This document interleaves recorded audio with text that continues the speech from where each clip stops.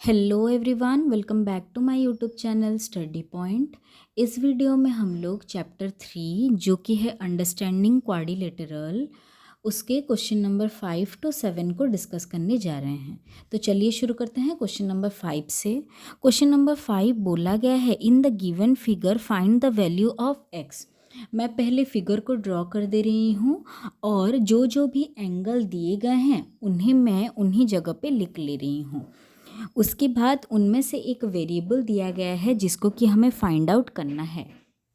तो सभी के वैल्यूज़ को मैंने लिख लिया है। यहाँ पे देखिए फिगर को, यहाँ पर एंगल ई और एच को एक्स दिया गया है। दो एक्सटीरियर एंगल हमें गिवन है 60 और 70 डिग्री, और एंगल डी दिया गया है 30 डिग्री। बोला गया है फाइंड एंगल एक्स। देखिए, अगर ये बाहर वाला एंगल 70 है तो अंदर वाले एंगल्स को हमें पहले निकालना पड़ेगा। ये जो अंदर वाले एंगल हम निकालेंगे वो कैसे हम लोग निकालेंगे? वो हम निकालेंगे लीनियर पेयर की मदद से। इसका मतलब है जो बेस एंगल होता है, अगर उसके एक्सटीरियर एंगल हमें गिवन है तो हम उससे इंटीरियर एंगल को लीनियर पेयर की मदद से निकाल सकते हैं। मैं इनको नेमिंग ए और बी दे रही हूँ, तो चलिए निकालते हैं। 60 degree plus angle A is equals to 180 degree, और 70 degree plus angle B is equals to 180 degree. ये दोनों क्या फॉर्म कर रहे हैं? ये दोनों फॉर्म कर रहे हैं लीनियर पेयर। लीनियर पेयर आप लोग क्लास 7 में भी इसके बारे में थोड़ा आप लोगों को पता होगा। समझ में आया? इसका मतलब होता है लाइन और एक ट्रांसवर्स जब हो तो दोनों एंगल, बेस एंगल मिलके होगा 180 डिग्री। तो यहाँ से एंगल ए और एंगल बी आ जा रहा है हमारा 120 और 110 डिग्री। समझ में आया? अभी देखिए, ये जो फिगर है ये क्या दिया गया है? ये एक पेंटागन दिया गया है। 5 साइडेड फिगर है, 5 साइड है इसका। देखिए, यस, 5 साइडेड फिगर है, और 5 साइडेड फिगर के sum of angles of the figure, मतलब इसके सारे इंटीरियर एंगल मिलके कितने डिग्री होंगे? हैविंग 5 साइड वाले फिगर के इंटीरियर एंगल मिलके कितना होगा? तो उसका भी एक फॉर्मूला है, n-2 इंटू 180 डिग्री। ये फॉर्मूला आप लोग पूरा लिख के याद कर लीजिएगा। जहाँ पे n का वैल्यू क्या है? n का वैल्यू है नंबर ऑफ साइड। यहाँ पे नंबर ऑफ साइड है 5। 5 minus 2 into 180 degree, that is 3 into 180, 540।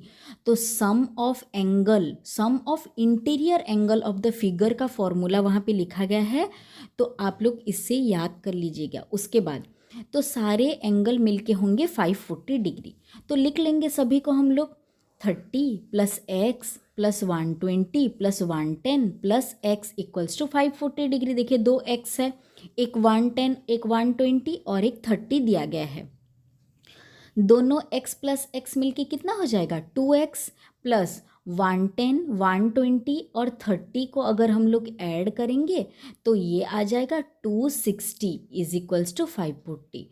तो 2x is equals to 540 minus 260 plus 260 equal to के दूसरे तरफ आया है, तो ये आ गया 280। 2x इक्वल्स टू 280, 2x के साथ मल्टीप्लाई होके है तो इक्वल टू के दूसरे तरफ आके क्या हो जाएगा? 280 divided by 2, that is equals to 140 degree. तो x का वैल्यू आ गया 140 डिग्री। समझ में आया? यहाँ से आप लोगों को याद करना है कि sum of interior angles of a figure, वो फॉर्मूला समझ में आया? अभी आ जाते हैं question number 6। Next question number 6, if each pair of opposite angle of a quadrilateral are equal and parallel then it is A। अगर pair of opposite side of quadrilateral equal है और पैरेलल है, देन उस figure को हम लोग क्या बोलेंगे बोल के बोला गया है। तो चलिए हम लोग चेक करके देख लेते हैं कि वो फिगर क्या हो सकता है। यहाँ पे ऑप्शन में दिया गया है एक काइट। क्वेश्चन नंबर 6 में ऑप्शन में दिया गया है काइट, ट्रापेजियम, पैरेललोग्राम और नॉन ऑफ दीज। तो देखिए, पैरेललोग्राम ही एक वो फिगर है जिसके ऑपोजिट साइड इक्वल हैं और opposite side are parallel and equal. समझ में आया? वो पैरेलल का साइन है। और देखिए काइट दिया गया है, काइट में एडजेसेंट साइड्स आर इक्वल। उसके बाद ट्रापीजियम का एक ही साइड है जो कि पैरेलल होता है, वो भी इक्वल नहीं होता है। मैं अभी सभी फिगर्स को ड्रॉ करके भी आप लोगों को दिखा दे रही हूँ। ये है एक काइट का फिगर जिसमें कि एडजेसेंट साइड इक्वल है बस, पैरेलल नहीं है। उसके बाद दिया गया है ट्रापीजियम, ट्रापीजियम का एक ही साइड, एक ऑपोजिट साइड पैरेलल होता है, इक्वल नहीं होता। देखिए पता ही चल रहा है, इक्वल थोड़ी है, नहीं है। समझ में आया? तो पैरेललोग्राम हो जाएगा, option C is the correct answer. चलिए चलते हैं next question, question number 7। Question number 7, given polygon ABCDEFG, ये एक हेक्सागन है, कॉनकेव है, कॉन्वेक्स है, बोथ A एंड C है। क्या है देख लेते हैं। चलिए क्वेश्चन नंबर 7 को सॉल्व करते हैं।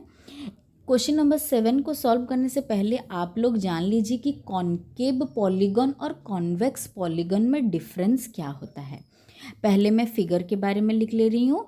फिगर ABCDEF एक पॉलीगॉन दिया गया है जिसका कि कितना साइड है, जिसका कि 6 साइड है, और ये रेगुलर बोल के बोला गया है, मतलब ये एक रेगुलर हेक्सागन है। इतना समझ में हमें आ गया। 6 साइड वाले फिगर को हम लोग हेक्सागन बोलते हैं। उसके बाद ये जो कॉनकेव और कॉन्वेक्स पॉलीगॉन बोला गया है उसके बारे में जान लेते हैं। देखिए एक तरफ मैंने कन्वेक्स पॉलीगॉन और दूसरी तरफ कॉनकेव पॉलीगॉन लिख लिया है। ये जो दोनों टाइप के पॉलीगॉन हैं इन्हें on the basis of diagonal हम लोग डिस्क्राइब करते हैं। ये जो कन्वेक्स पॉलीगॉन है, convex, all the diagonals of the polygon lie inside the figure. इस कन्वेक्स पॉलीगॉन के जितने भी हम लोग डायगोनल ड्रॉ करेंगे, डायगोनल का मतलब क्या है, एडजेसेंट पॉइंट को, एडजेसेंट वर्टेक्स को छोड़ के जितने भी और वर्टेक्स हैं, एक पॉइंट से अगर हम लोग लाइन ड्रॉ कर पा रहे हैं उन्हें डायगोनल बोल के बोलते हैं। और कॉनकेव पॉलीगॉन क्या है, जिसका कि डायगोनल आउटसाइड आता है कॉनकेव का।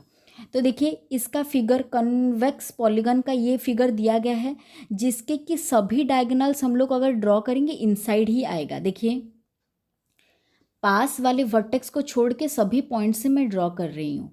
देखिए पास वाले वर्टेक्स में ड्रॉ करेंगे तो साइड बन जाएगा, इसीलिए। समझ में आया? देखिए इसके सारे डायगोनल्स इनसाइड द फिगर हैं, तो ये एक कन्वेक्स पॉलीगॉन है।